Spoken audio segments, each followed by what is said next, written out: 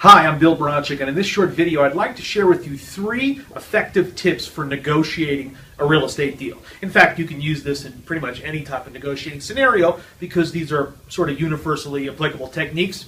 I'm going to share with you these 3 techniques, and I'm going to share with you the counter to them if someone tries to pull them on you, which may be the case in a lot of situations. So the first one is, don't make the first offer. You probably heard that before, he who talks first loses.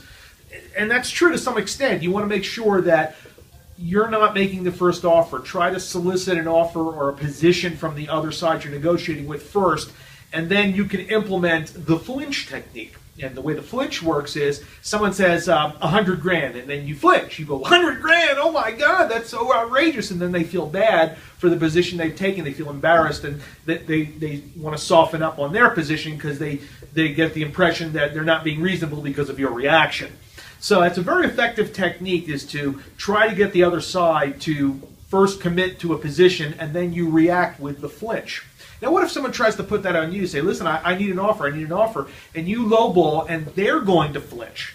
So the way to soften that is, if someone just insists on you making an offer, and they have no idea what they want in terms of a position, and they want you to make the offer, the way to do that, soften it so they don't flinch, is to say something to the effect of, listen, what I'm going to offer you may sound really low. However, it's just a starting point, and I want you to promise me, Joe, you're not going to get upset if I make you an offer that you don't really like. You know, promise me you're not going to get upset. And what you're doing is you're removing the flinch technique from their point of view, if that's what they're trying to pull on you. In most cases, it may just be a subtle reaction to flinch, but you're trying to soften that with your offer by, qualifying that your offer may sound low, may sound unreasonable, may offend them, but promise me you won't get upset if I make an offer. No, I don't really want to make an offer because I know it's going to upset you. And the guy, well, that's all right, I won't get upset. See, you soften and you deflect the flinch technique from the other side. Number 2, wear him down. So, one of the best things that you can do in negotiating is just wear the other person down. Overanalyze everything. Say you want to think about it. Say you want to ponder it. Talk more about it. Flesh it out. Do whatever you can to get the negotiations going as long as you can, because most people will just get worn out. The Japanese were very effective at this. No matter what the other side said, they would go, we don't understand. Of course they understood, but they would make someone re-explain it and get them frustrated to the point where they were willing to back off their position just to get it done. So the more you can wear someone down by just by resubmitting your offer in the same, instead of coming off your position saying, no, this is my offer, and just wearing them down, or asking for clarification, or say you want to research or think about it, the more you do that, you're going to wear the other side down and get them to come off their position.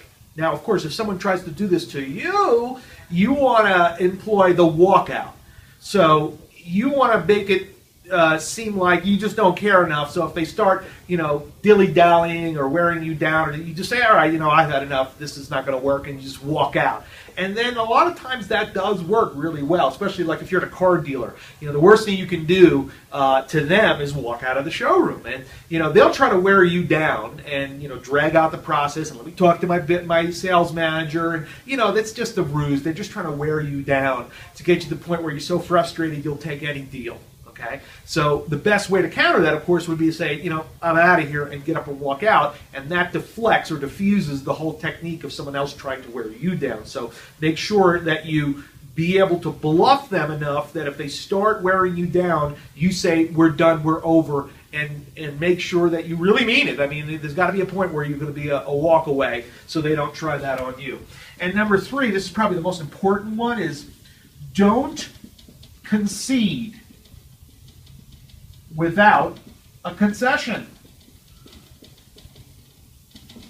This is really important, and so many people fall into this trap. So someone says, I want more, or I want less, and you go, okay, I'll give it to you.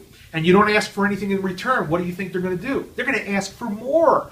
So if you keep coming off your position without making it sting for them, they're just going to keep that repeated pattern or behavior with you because they realize, hey, if we ask for more, they'll just keep giving it to us. And it happens all the time, where you say, I'll give you 100,000, and they go, okay, we want 110. You go, fine, 110. They go, make it 115. So what you're doing is they're making you negotiate against yourself without anything in return. So whenever you give a concession, someone says, I want 100,000, or you offer 100, and they go, I want 105. You say, I'll give you 105, but I want X. That way, you're making it painful for them to ask for more. And every time you do that, they're less likely to abuse that privilege because they know every time they ask for something, it's going to cost them something. So very, very important, never, ever in a negotiation, give a concession without getting something in return. I hope you enjoyed these 3 tips for negotiating and you employ them in your business of real estate investing or any other business scenario where you're negotiating terms.